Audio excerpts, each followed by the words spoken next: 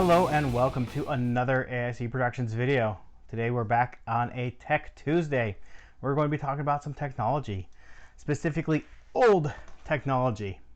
This laptop I just got, but I've actually owned this laptop before, not this specific one, but this model. So this is a long time ago for most of you, back when I was 16 years old, I was diagnosed with a learning disability, a very severe one that affects my fine motor skills. Basically, what that means in real life for most people is that my handwriting is terrible. I also have problems with reading comprehension, kind of like dysgraphia, but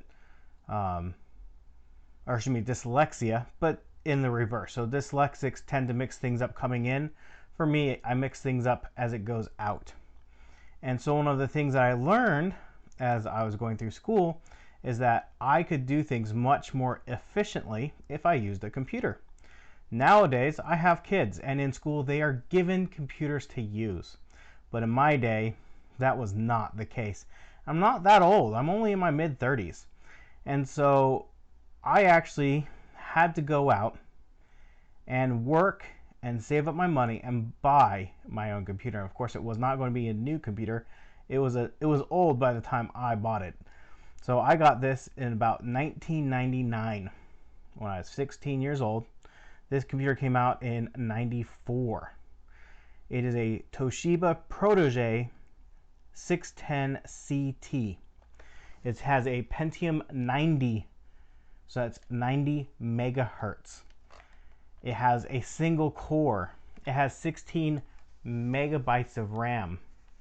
The hard drive on this puppy is so small in capacity that I could burn the whole drive to a CD-ROM for backup, and I did that every single month. Again, I've had to burn the entire hard drive to a CD and had room left over for my backups. This system is an ultra portable. So at the time, you can see just how thick this laptop is. And at the time, most laptops were very large and very heavy. So this computer was marketed to a mobile professional who needed a very mobile machine. Yes, this is a thin and light from 1994. And at the time, it really was. This was a very compact machine. But the big thing is it didn't sacrifice performance. That Pentium 90 was actually, at the time, a fairly powerful processor in a mobile machine. And it really shows in the quality of the screen on this, the quality of the sound, the quality of the keyboard. This was like a $3,000 computer when it was new. Of course, I didn't pay anywhere near that when I bought it back in 1999. And I didn't pay anywhere near that, obviously, this time. So some of the features on this laptop, just going around it, I'll do a more in-depth review. I just want to introduce you to this machine. It does run a lithium-ion battery. So at the time, even up through into the early 2000s, a lot of low-end cheap laptops had nickel hydride batteries. A lithium-ion battery was a big upgrade.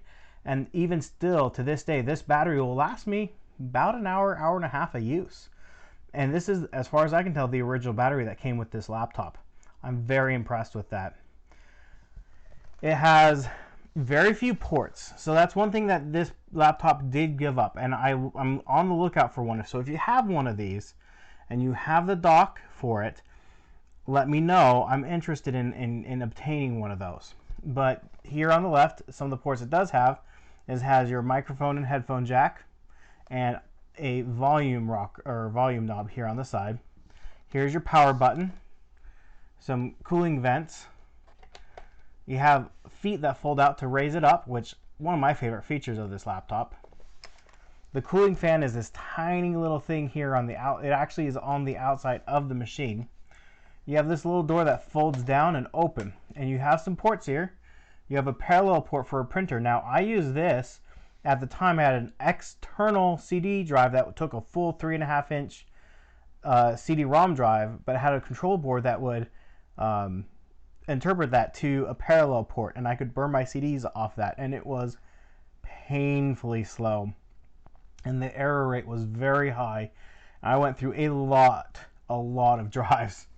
Then you have the port for the dock right there, and then you have a serial port.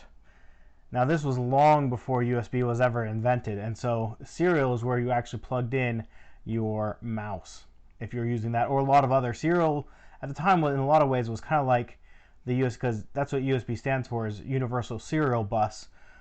So the serial port was a fairly standard port for a lot of external devices. I've seen cameras and things like that plug into that serial port. Go ahead and close that drawer back up. Then on this side we have this port here is for the external floppy. At the time I had this laptop, I had that external floppy. I sold it years ago, shortly after I graduated high school. But this did not come with that floppy drive, so I'm on the lookout for that as well. If you know of one, let me know. Then here you have your two PCMCIA slots. This is how you used to expand your options on old laptops. And this laptop did come with a Zercom. This is an Ethernet and modem PCMCIA card, and it comes with a couple of little dongles, one for a modem and one for the network card or network port. And so you can plug in your Ethernet into this. Let me get this back in here.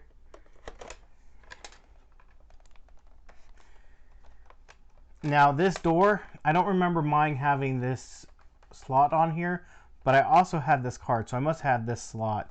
My card, instead of having dongles, had little things that popped out for that. And then we're back to the front again with the battery.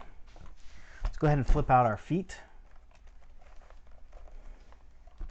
and open this bad boy up. And as you can see on here with the keyboard, there's no trackpad. So this was before trackpads ever existed. You had these track points. Now the rubber for mine has died. It disintegrated.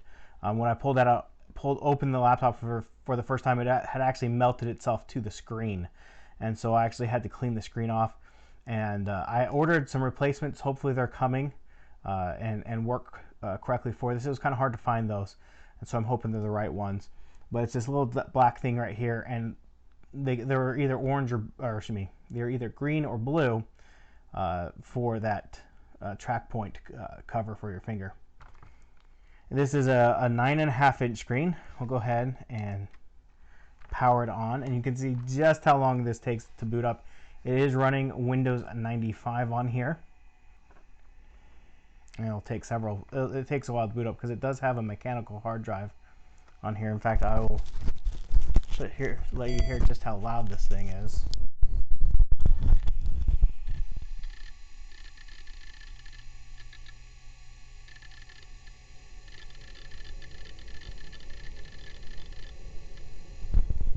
You can hear that mechanical hard drive spinning away, trying to boot up the system.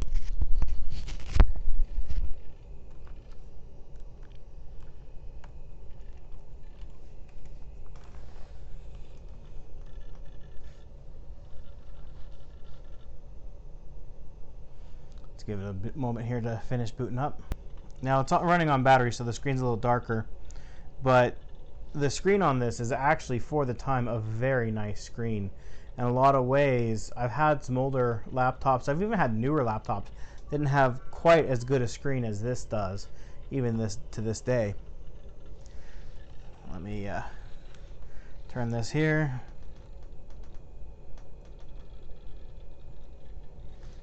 Alright. There we go, and it is still kind of booting up. Hopefully I have that angled at you where you can actually see the screen. Go ahead and open up a